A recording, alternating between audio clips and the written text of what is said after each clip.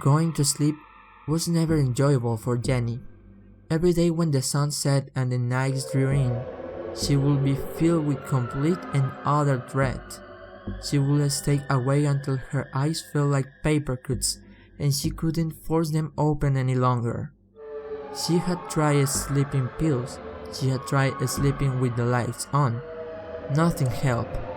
It always started with a slight crack. A quiet crack that could easily be ignored or blamed on the old pipes. Then the cracks would continuously grow louder. Jenny would already be awake at this point, kind of. Her eyes would open and dart around her room. However, her body was cemented to her bed. She was trapped, a prisoner. Her breathing would become shallow, her heart racing, and a hot tear would roll down her cheek. Screams would be trapped in her throat as panic took over her. She knew what would happen next. Jenny could always sense his dark presence before she saw him. He would lean over her, inches away from her face. All she could do was look back at him. The man was always dressed the same, a black suit and a long black cloak. He was extremely pale, almost transparent. He was very tall and skinny, yet his limbs seemed too long for his body. The man also had no face. He would leave his hand showing his long, bony fingers and put it on Jenny's chest. He would then press down, causing her to have trouble breathing. She was never able to fight back or call for help.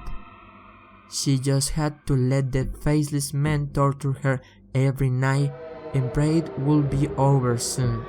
This doesn't mean Jenny wouldn't fight with everything she had to try and even slightly move her paralyzed body. But it was no use. The faceless man would let out low, throaty chuckles as his gangly hand worked his way to her neck. He would squeeze hard. He would squeeze until her shallow breaths stopped. He would squeeze until her heart was no longer racing. He would squeeze until she could no longer cry. He would squeeze until her eyes closed. Then she would wake.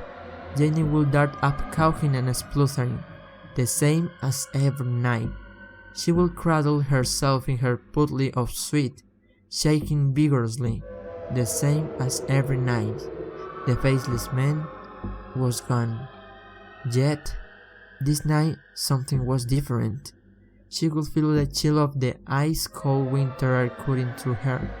She turned her head and saw that her window was open. Jenny was sure that she closed it before bed. She closely walked towards her windows and looked out at the street. Jenny wasn't sure, but in the dull street lamp she could make an outline of a man waving in her direction. She squinted her eyes. A tall man, in a suit, with no face.